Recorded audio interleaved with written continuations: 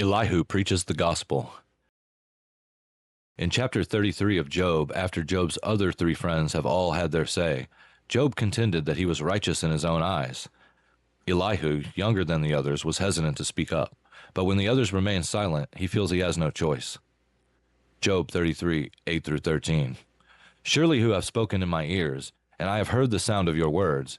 You say, I am pure without transgression. I am clean, and there is no iniquity in me. Behold, he finds occasion against me. He counts me as his enemy. He puts my feet in the stocks and watches all my paths. Behold, in this you are not right. I will answer you, for God is greater than man.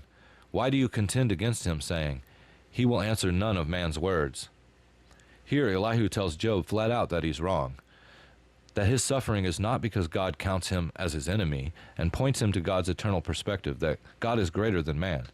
Elihu isn't engaging with Job in the same way the others have been. He's not asking hypotheticals or speculating. Elihu is laying down the truth. Job 33, 14 through 22. For God speaks in one way and in two, though man does not perceive it, in a dream, in a vision of the night, when deep sleep falls on men, while they slumber on their beds. Then he opens the ears of men and terrifies them with warnings, that he may turn man aside from his deed and conceal pride from a man. He keeps back his soul from the pit, his life from perishing by the sword. Man is also rebuked with pain on his bed and with continual strife in his bones, so that his life loathes bread, and his appetite the choicest food. His flesh is so wasted away that it cannot be seen, and his bones that were not seen stick out. His soul draws near the pit, and his life to those who bring death. Elihu describes the condition of the fallen man, you and I, everyone, before they came to Christ for salvation. He starts with the way the Father draws us to him, through our subconscious and dreams, and through conviction against sins. He describes man meeting death, and yet, here in Job 33, 23 through 24, if there be for him an angel, a mediator, one of the 1,000, to declare to man what is right for him, and he is merciful to him, and says, deliver him from going down into the pit. I have found a ransom, to deliver the dying from going down to the pit. Jesus Christ is that ransom. What happened to the one who is ransomed? Job 33, 25 through 28. Let his flesh become fresh with youth. Let him return to the days of his youthful vigor. Then man prays to God, and he accepts him. He sees his face with a shout of joy, and he restores to man his righteousness. He sings before men and says, I sinned and perverted what was right, and it was not repaid to me. He has redeemed my soul from going down into the pit, and my life shall look upon the light. The man is saved.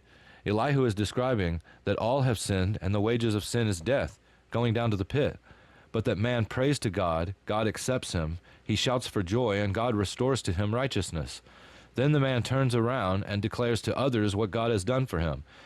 Now that he has been saved from the pit, his life going forward is looking at the light, all because there was a ransom found.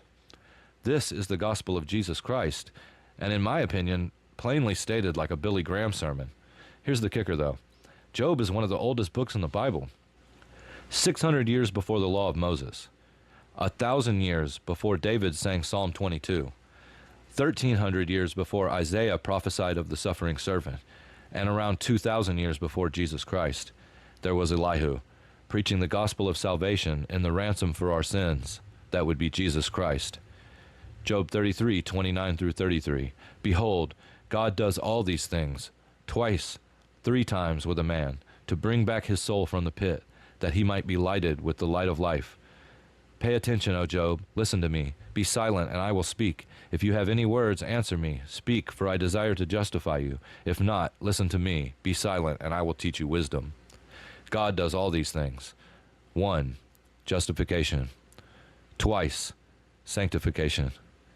Thrice, glorification. 3 times with a man. Do you think I'm right? Was Elihu preaching the gospel in a clear way more than any other Old Testament prophecy? Drop a comment.